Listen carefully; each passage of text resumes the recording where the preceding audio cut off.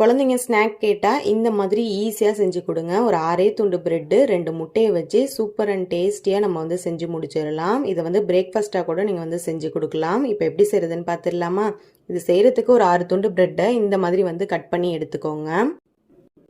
ரொம்ப சேப்பாலாம் கட் பண்ணணும்னு அவசியம் இல்லை, சும்மா ரஃபாகவே கட் பண்ணிக்கோங்க. இது இருக்கட்டும். இன்னொரு பவுலில் 2 முட்டையை உடச்சி சேர்த்துக்கோங்க. இது கூட தேவையான அளவுக்கு உப்பு சேர்த்துட்டு கொஞ்சமாக மிளகுத்தூள் சேர்த்துக்கோங்க. இதை நல்லா வந்து பீட் பண்ணி எடுத்துக்கோங்க. இப்போ இதில் ஒரு வெங்காயத்தை கட் பண்ணி சேர்த்துக்கோங்க. இது கூடவே கொஞ்சமாக கேரட்டும் சேர்த்துக்கோங்க. இது கூடவே கொஞ்சமாக கொத்தமல்லி இலைகளையும் சேர்த்துட்டு நல்லா இதை வந்து கலந்து எடுத்துக்கோங்க.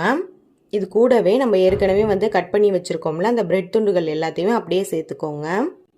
இப்போ இந்த பிரெட் சேர்த்ததுக்கு அப்புறமா நல்லா வந்து மிக்ஸ் பண்ணி விட்டுக்கோங்க. அந்த முட்டையில் வந்து நல்லா வந்து மிங்கிள் ஆகணும். எல்லா பிரெட்டுமே அங்கங்கே உடஞ்சி போனாலுமே பரவாயில்ல. ஸோ இப்போ முட்டையில் ஊறினதுக்கப்புறமா பிரெட் எல்லாமே நல்லா சாஃப்ட் ஆகிடும். ஒரு பேனை அடுப்பில் வச்சுட்டு அதில் வந்து பட்டர் அப்படி இல்லைன்னா ஆயில் சேர்த்துக்கோங்க. இப்போது வந்து நம்ம செஞ்சு வச்சுருக்க இந்த மிக்சரை அப்படியே வந்து இதில் சேர்த்துக்கோங்க.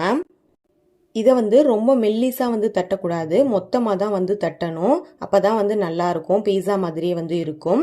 ஸோ இந்த மாதிரி வந்து கரண்டியை வச்சு வந்து தட்டி விட்டுக்கோங்க.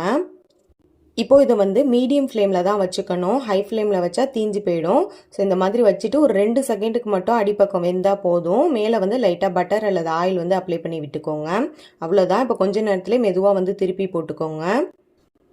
இப்போ இதுக்கு மேலே வந்து சீஸ் வந்து கொஞ்சமாக சேர்த்துக்கோங்க. சீஸ் சேர்த்ததுக்கு அப்புறமா இது கூடவே வந்து டொமேட்டோ கெச்சப்பையும் வந்து கொஞ்சமாக சேர்த்து விட்டுக்கோங்க. பார்க்குறதுக்கும் பீஸா மாதிரி இருக்கும், டேஸ்ட்டும் அதே மாதிரி இருக்கும்.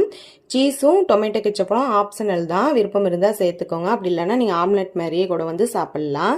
அவ்வளோதான். இப்போ 2 செகண்டுக்கு மட்டும் அடுப்பில் வச்சுட்டு வெளியில் எடுத்துருங்க. பீஸா மாதிரி நம்ம வந்து இதை கட் பண்ணிக்கலாம். ஒரு பீஸை எடுத்து பார்த்தீங்கன்னா அவ்வளோ சீஸியாக செம்மையாக இருக்கும், டேஸ்ட்டும் அட்டகாசமாக இருக்கும். கண்டிப்பாக இது வீட்டில் ட்ரை பண்ணி பாருங்கள். ஸ்நாக்காக கூட குழந்தைங்களுக்கு கொடுக்கலாம், அப்படி இல்லைனா பிரேக்ஃபாஸ்ட்டாக கூட வந்து செஞ்சு கொடுக்கலாம். டக்குன்னு பசிச்சுன்னா இந்த மாதிரி செஞ்சு சாப்பிட்டுக்கலாம்.